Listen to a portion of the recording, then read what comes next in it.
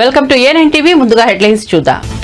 హైదరాబాద్ చేరుకున్న రాష్ట్రపతి ద్రౌపది ముర్ము. రాష్ట్రపతి ముర్ముకు హైదరాబాద్ లో గవర్నర్ సీఎం ఘన స్వాగతం. శీతాకాల విడిది కోసం నగరానికి వచ్చిన రాష్ట్రపతి. ఈ నెల 20న రాష్ట్రపతి నిలయంలో ఎట్ హోమ్ కార్యక్రమం.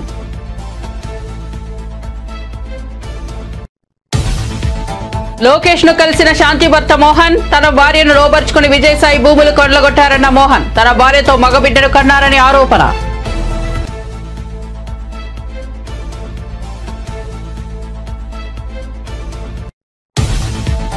పహాడి షరీఫ్ పోలీస్ స్టేషన్ కు మోహన్ బాబు భార్య లేఖ. ఇంట్లో విష్ణు గొడవ చేయలేదన్న నిర్మల. ఇంటిపై మనోజ్ కు ఎంత హక్కు ఉందో విష్ణుకు కూడా అంతే హక్కు ఉందని వ్యాఖ్య. మనోజ్ ఫిర్యాదులో నిజం లేదన్న నిర్మల.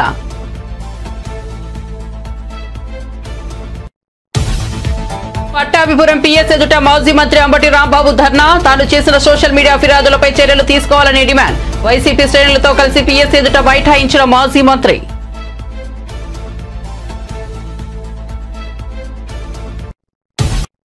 ఇక వార్త వివరాల్లోకి వెళ్తే రాష్ట్రపతి ద్రౌపది ముర్ము ఏపీ పర్యటన ముగించుకుని హైదరాబాద్ చేరుకున్నారు. హకీంపేట విమానాశ్రయంలో తెలంగాణ గవర్నర్ జిష్ణుదేవ్ వర్మ, ముఖ్యమంత్రి రేవంత్ రెడ్డి ఆమెకు ఘన స్వాగతం పలికారు. రాష్ట్రపతికి స్వాగతం పలికిన వారిలో గవర్నర్, సీఎంతో పాటు మంత్రి సీతక్క, ప్రభుత్వ ప్రధాన కార్యదర్శి శాంతికుమారి ఉన్నారు. రాష్ట్రపతి హకీంపేట నుంచి బొల్లారంలోని రాష్ట్రపతి నిలయానికి చేరుకున్నారు. శీతాకాల విడుదలలో భాగంగా రాష్ట్రపతి హైదరాబాద్ వచ్చారు. రాష్ట్రపతి పలు అభివృద్ధి పనులను ప్రారంభించనున్నారు. ఈ నెల 20న రాష్ట్రపతి నిలయంలో ఎట్ హోమ్ కార్యక్రమం నిర్వహిస్తారు.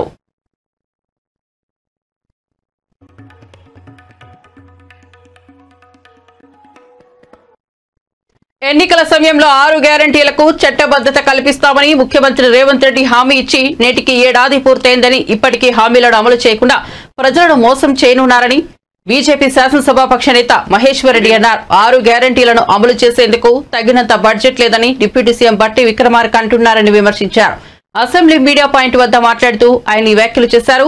వాస్తవాలు తెలిసిన అధికారం కోసం తప్పుడు వాగ్దానాలతో అధికారంలోకి వచ్చారని మహేశ్వర్ రెడ్డి మండిపడ్డారు.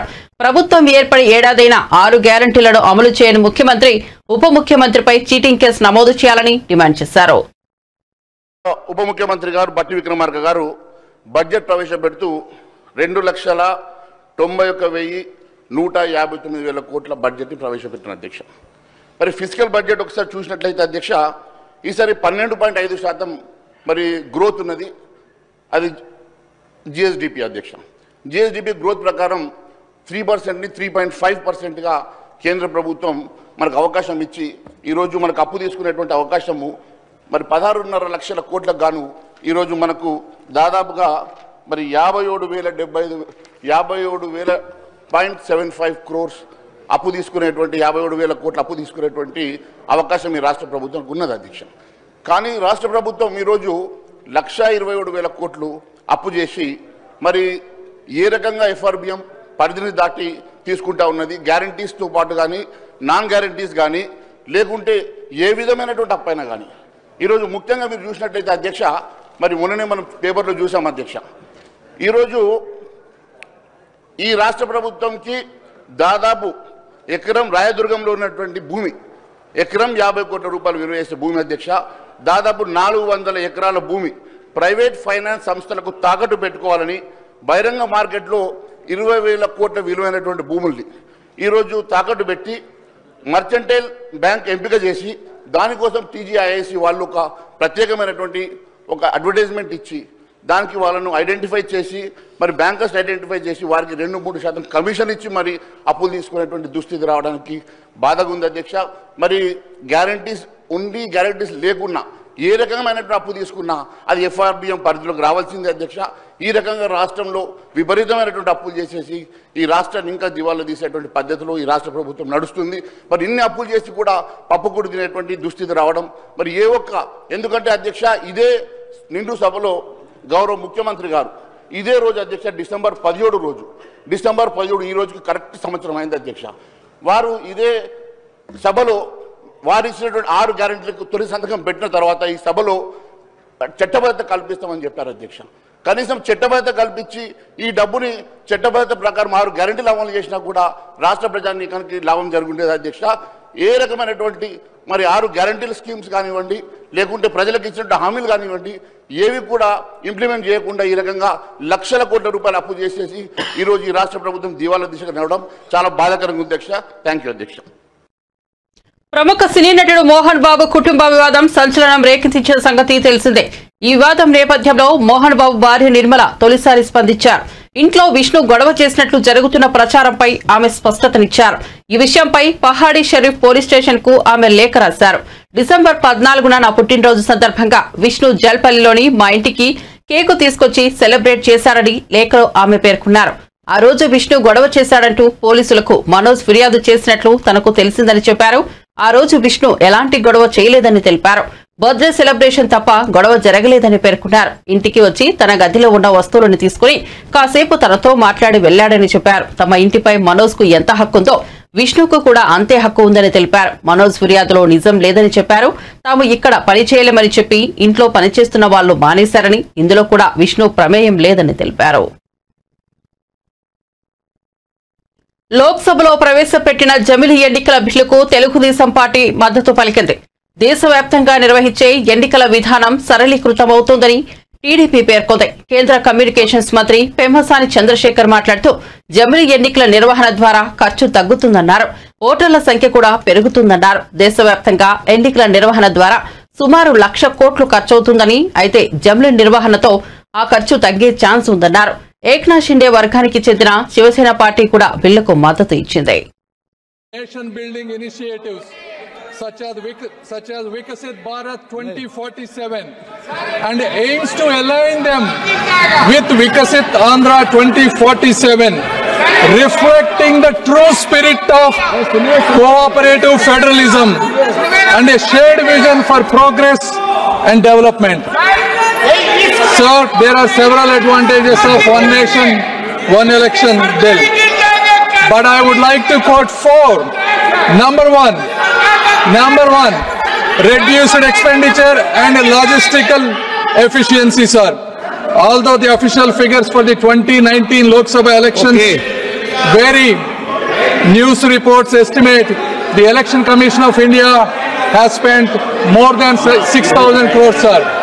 In 2024, the estimate of spend was more than 10,000 crores, sir. संक्षिप्त में, okay. आप पक्ष रखते हैं बस. No, sir. No, please let me.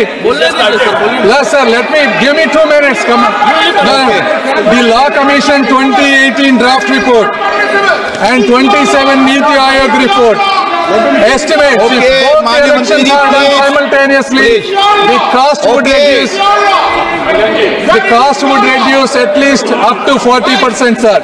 If the elections are held simultaneously, the voter turnaround would be increased up to 7%, sir.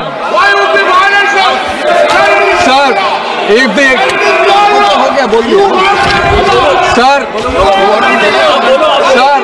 the total estimates of all the parties that spend on these elections is close to 1 lakh crores, sir.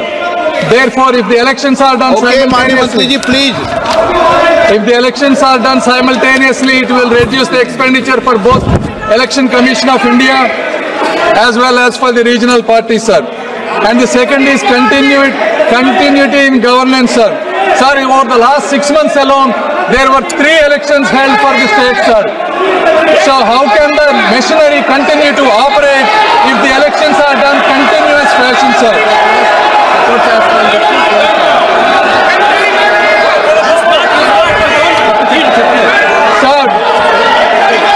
Sir, fourth and probably the most important, sir, in this age, election campaigns amplified by media and technology no longer remain regional, but continuously influence the entire nation, creating large-scale ripple effects, sir. This constant political 10 ఏళ్లలో BRS ప్రభుత్వం పెట్టిన బకాయిలను తమ ప్రభుత్వం కడుతోందని deputy CM బట్టి విక్రమార్క తెలిపారు. విద్యుత్ రంగం, పౌర సరఫరాల శాఖలో గత ప్రభుత్వం 1,000 కోట్ల బకాయిలు పెట్టిందని ఆరోపించారు. శాసనసభను బీఆర్ఎస్ ఎమ్మెల్యే హరీష్ రావు తప్పుదోవ పట్టిస్తున్నారని విమర్శించారు. స్పీకర్ అనుమతితో అప్పులపై చర్చకు ప్రభుత్వం సిద్ధంగా ఉందని స్పష్టం చేశారు. శాసనసభ సమావేశాల్లో భాగంగా స్పీకర్ గడ్డం ప్రసాద్ కుమార్ ప్రశ్నోత్తరాలు నిర్వహించారు. ఈ సందర్భంగా హరీష్ రావు, బట్టి విక్రమార్క మధ్య వాదన కొనసాగింది. మీరు 1,00,000 కోట్లు అప్పు చేసి బిల్లులు క్లియర్ చేయట్లేదు అంటున్నారు. 1,00,000 కోట్లు మేము చేయలేదని చెప్పేది అండి. మీ మీద గౌరవంతోనే చెప్తా ఉన్నాను. మీరు అడిగారు కాబట్టి అన్ని చెప్తాను, లేకపోతే చెప్పేవాడు కూడా. 1,00,000 కోట్లు మేము చేయలేదు అధ్యక్ష. మళ్ళీ ఒకసారి చెప్తా ఉన్నాను క్లియర్గా, 52,000 కోట్లు మాత్రమే ఈ ప్రభుత్వం అప్పు చేసింది. దాంట్లో 66,000 కోట్లు వీరు చేసిన అప్పు వడ్డీ కట్టడానికే తీర్చాము అధ్యక్ష. వారు చేసుకొచ్చిన అప్పు ప్రిన్సిపల్ అమౌంట్కి ఆ వడ్డీకి కలిపి 66,000 కోట్లు మేము ఈ 10-11 నెలల్లో కట్టాము అధ్యక్ష. ఒకసారి ఆలోచన చేయండి. ఈ రాష్ట్ర విభజన జరిగినప్పుడు సంవత్సరం మొత్తానికి అప్పులు, ప్రిన్సిపల్ అమౌంట్, లేకపోతే ఇంట్రెస్ట్ అన్ని కలిపి సంవత్సరం మొత్తానికి 6,400 కోట్లే అంత ఉండే కట్టడానికి. అటువంటిది ఈ 10 ఏళ్ళు వీళ్ళ పరిపాలన వల్ల సంవత్సరానికి 6,400 కోట్లు కట్టేదాన్ని మేము 66,000 కోట్లు బ్యాంకులు కట్టాల్సిన పరిస్థితి దుస్థితి తీసుకొచ్చారు అధ్యక్ష. వీళ్ళు మళ్ళీ ఇప్పుడు నీ సూత్రాలు మాట్లాడుతూ ఉన్నారు అధ్యక్ష. ఏం చేయాలా? ఇంకా ఇన్ని సత్యదూరమైన మాటలు మాట్లాడితే ఎట్లా అధ్యక్ష? చాలా బిల్లులు పెండింగ్ ఉన్నాయి. ఎస్, బిల్లులు ఎవరు పెండింగ్ పెట్టిపోయారు అధ్యక్ష? ఒకటా రెండా అధ్యక్ష? 40,000 కోట్ల రూపాయలు 40,000 కోట్ల రూపాయలు పెండింగ్ పెట్టిపోతే మేము మీరు తెచ్చిన అప్పులకి వడ్డీ అసలు 66,000 కోట్లు ఆ అప్పుకి డబ్బులు కడుతూ మీరు ఈ పెట్టిపోయిన 40,000 కోట్ల బిల్లులు పెండింగ్ కూడా డబ్బులు కట్టుకుంటూ వస్తా ఉన్నాం అధ్యక్ష. ఈ 66,000 కోట్ల ఆడ బ్యాంక్ కడుతూనే వీళ్ళు పెండింగ్ పెట్టిన 40,000 కోట్ల బకాయిలు పెండింగ్ బిల్స్ ఉన్నాయి. వాటికి ఇప్పటికీ 14,000 కోట్ల రూపాయలు ఆ బిల్లులు కూడా తీర్చుకుంటూ వస్తున్నాం ఒకదాని తర్వాత. 40,000 కోట్ల నుంచి 28,000 కోట్లు తీసుకొచ్చాం. దాన్ని మీరు 10 ఏళ్ళు మురగబెట్టిపోతే 11 నెలల్లో మేమంతా క్లియర్ చేసుకుంటూ వస్తూ ఉన్నాం అధ్యక్ష. ఈ ఎఫ్ఆర్బిఎం వాటి గురించి అధ్యక్ష, సివిల్ సప్లైస్ కూడా అధ్యక్ష చివరికి ప్రతి గింజ మేము డబ్బులు పెట్టుకుంటున్నాం అని చెప్పుకుంటూ వచ్చారు వీళ్ళు అధ్యక్ష. సివిల్ సప్లైస్ బకాయిలు కూడా 18,000 కోట్లు బకాయిలు పెట్టిపోయారు.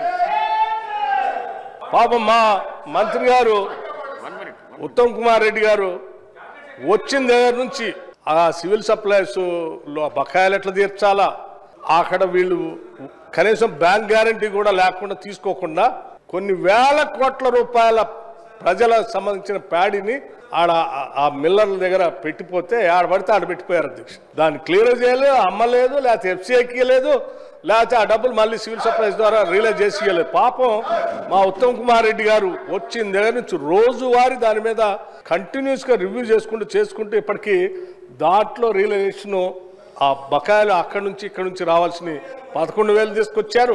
అక్కడ మీరు వదిలేసిపోయినటువంటి ఆ ప్యాడీని వారు ఆక్షన్ చేసి రాష్ట్రానికి ఆదాయం తీసుకొస్తా ఉన్నారు.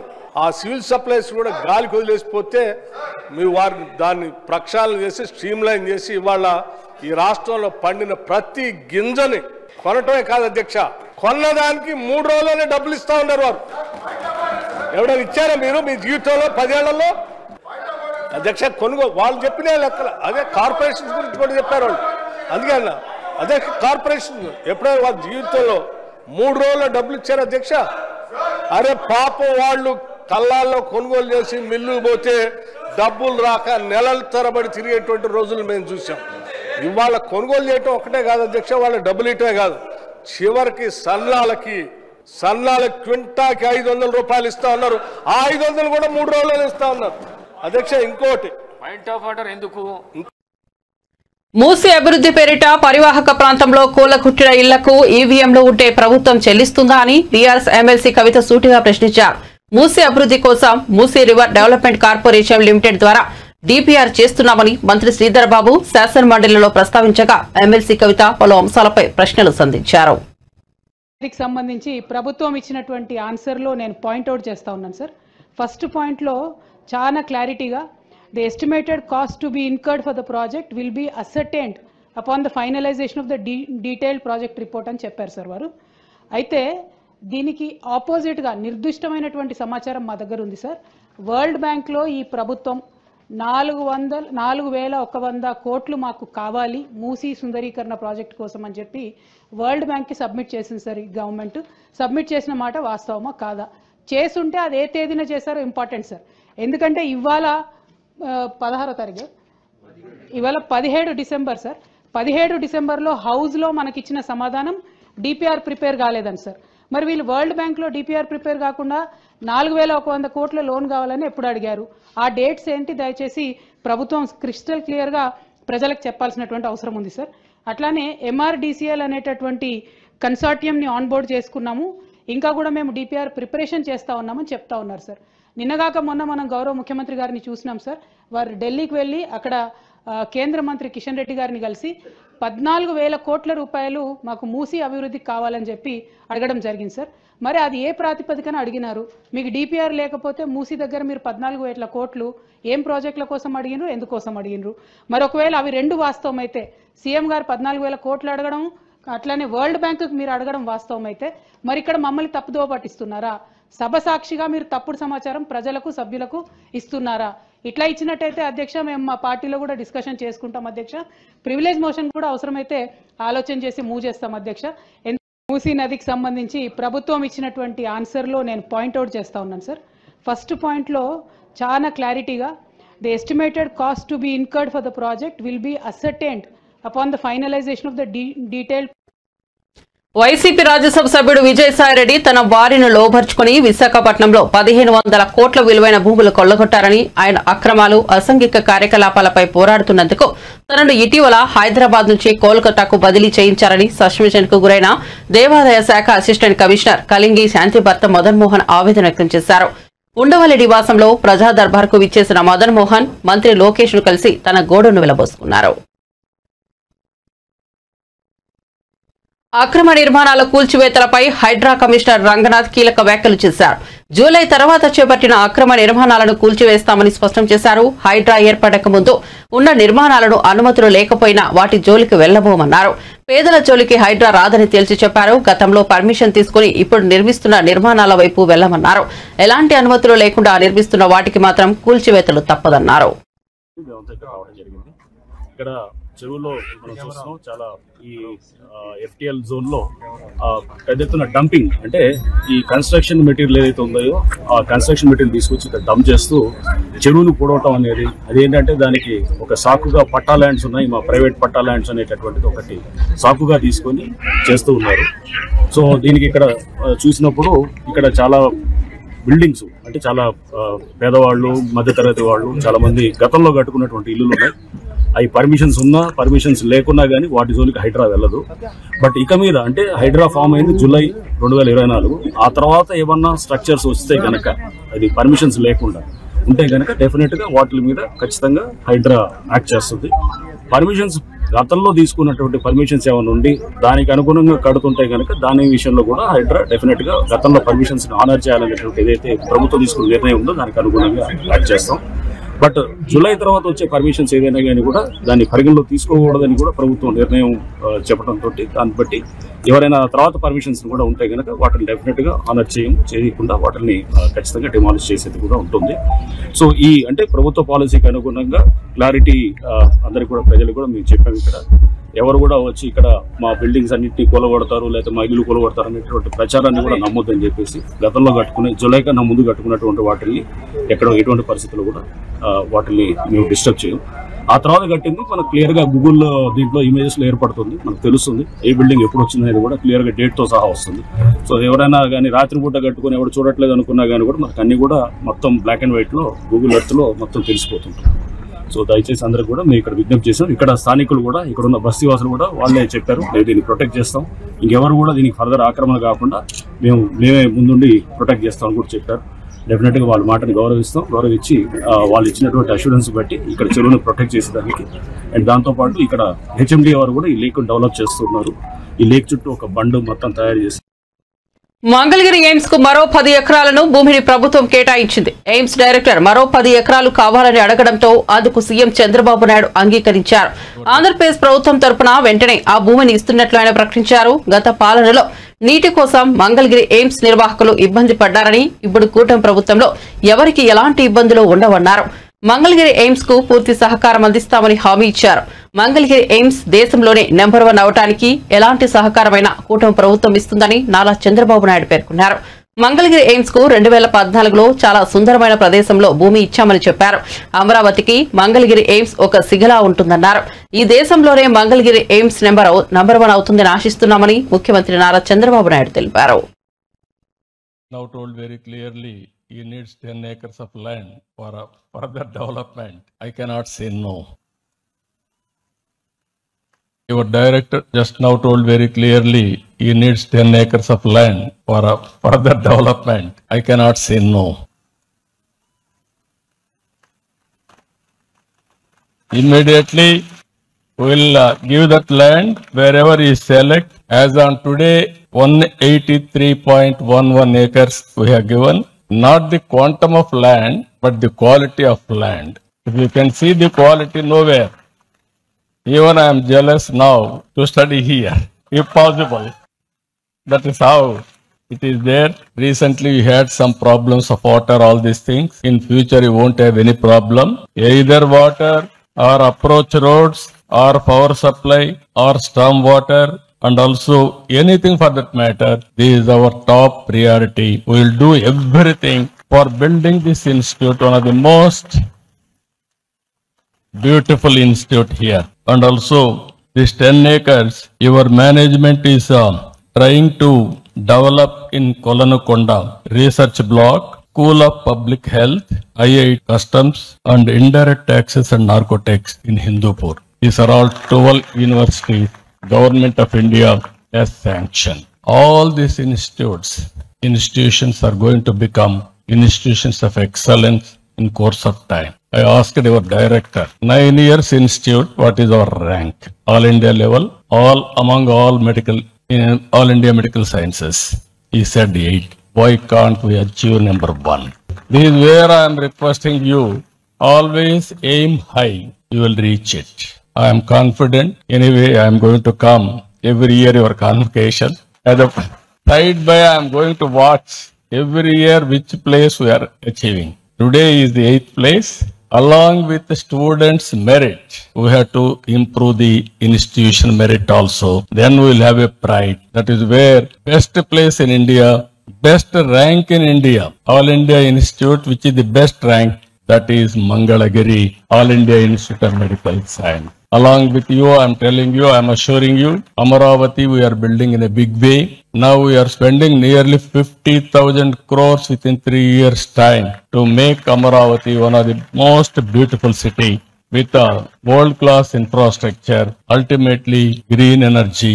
And I can say in course of time, if we use green energy and also pollution-free atmosphere, then less people will come to your institute. That is more healthy. That is our aim. That is where we are working. I wish all the best. Excellent occasion by seeing auditorium also, one of the most beautiful auditorium. Well designed. Very happy to be here. Even outside also, greenery, landscaping, everything is looking nice. There is still a lot of scope for improvement. That is where I am thinking. We will work together. I am here to support all your efforts. What all you want with.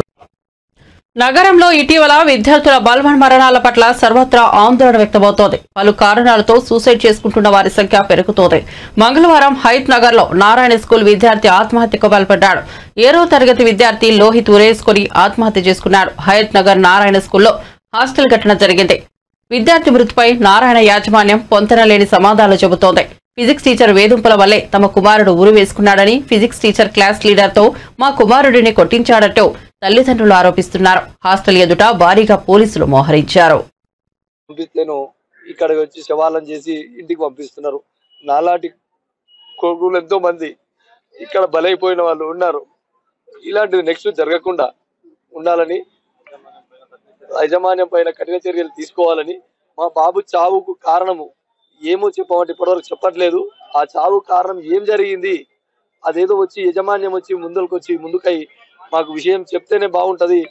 మేము వచ్చి దాదాపు 1:00కి వచ్చినాము, night 1:00కి వచ్చినాము. ఇంకోటి 1:00 నుంచి ఇప్పటి వరకు కూడా వాళ్ళు ఏమాత్రం స్పందన లేదు. యజమాన్యం ఎవరు కూడా ముందుకు రావట్లేదు.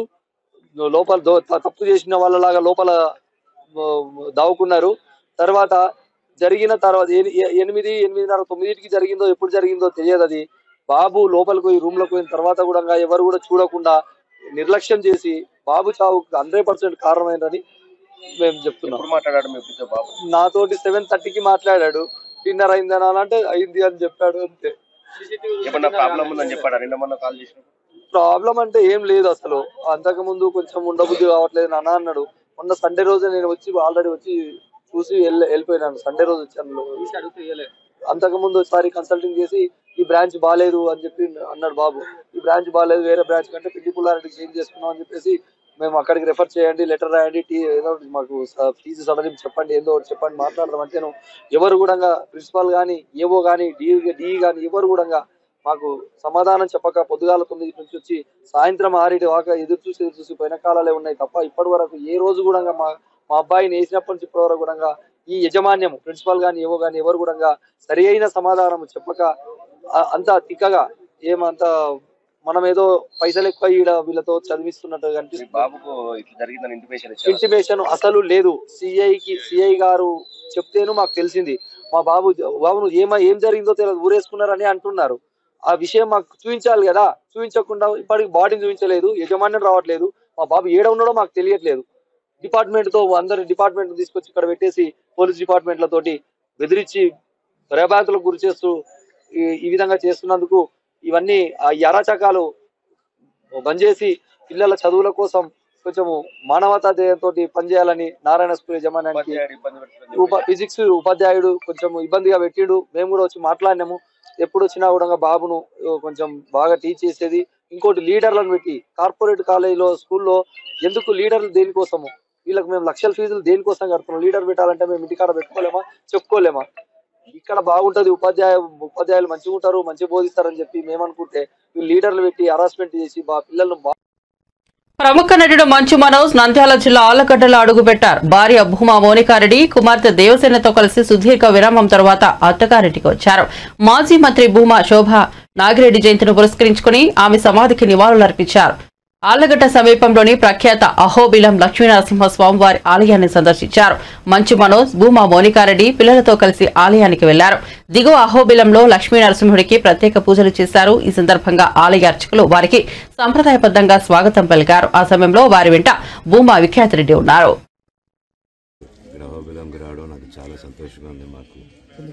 ఎప్పటి నుంచో అనుకుంటూ ఉన్నాం, నేను రావడం ఫస్ట్ టైం. వెళ్ళినప్పటి నుంచి వెళ్దాం అని చెప్తున్నారు, కానీ అనుకున్నాను ఎన్నోసార్లు కుదరలేదు. దేవుడే పిలిపించుకుంటారంటారు చూడండి, అది నిజం, మాటలు నిజం. ఈరోజు ఆలగడ్డకి నిన్న మా అత్తగారు జయంతికి పాపని మొట్టమొదటిసారి తీసుకొచ్చాం. అండ్ అది కూడా అత్తగారి జయంతికి తీసుకొద్దామని ఎప్పుడు ఎంతో కాలంగా వెయిట్ చూస్తున్నాం. షూటింగ్ జరుగుతూనింది, ఆవిడ పనుల మీద ఉన్నారు, పిల్లలు.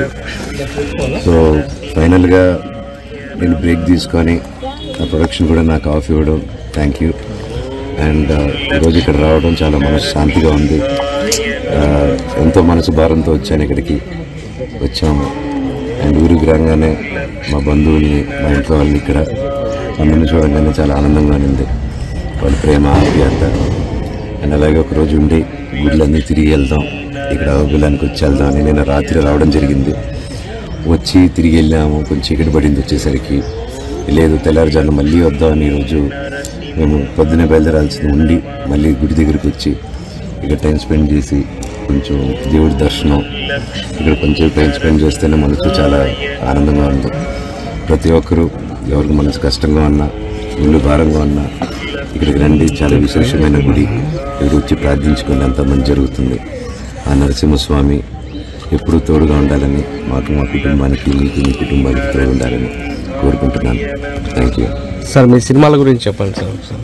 మళ్ళీ రీఎంట్రీ కమ్బ్యాక్ ఇస్తున్నారు సార్? అవునండి, భైరవం అనే సినిమా షూటింగ్ జరుగుతుంది ఇప్పుడు.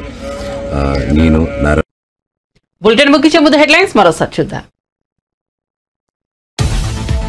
హైదరాబాద్ చేరుకున్న రాష్ట్రపతి ద్రౌపది ముర్ము. రాష్ట్రపతి ముర్ముకు హైదరాబాద్ లో గవర్నర్, సీఎం ఘన స్వాగతం. శీతాకాల విడిది కోసం నగరానికి వచ్చిన రాష్ట్రపతి. ఈ నెల 20న రాష్ట్రపతి నిలయంలో ఎట్ హోమ్ కార్యక్రమం.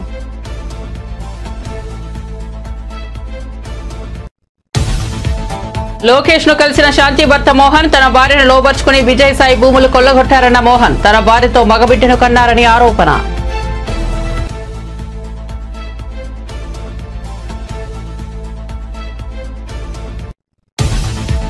పహాడి షరీఫ్ పోలీస్ స్టేషన్ కు మోహన్ బాబు భార్య లేఖ. ఇంట్లో విష్ణు గొడవ చేయలేదన్న నిర్మల. ఇంటిపై మనోజ్ కు ఎంత హక్కు ఉందో విష్ణుకు కూడా అంతే హక్కు ఉందని వ్యాఖ్య. మనోజ్ ఫిర్యాదులో నిజం లేదన్న నిర్మల.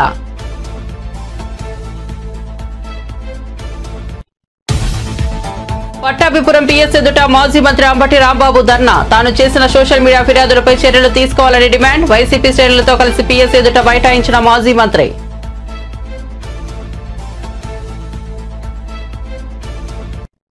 మరిన్ని అప్డేట్స్ కోసం చూస్తూనే ఉండండి A9 TV.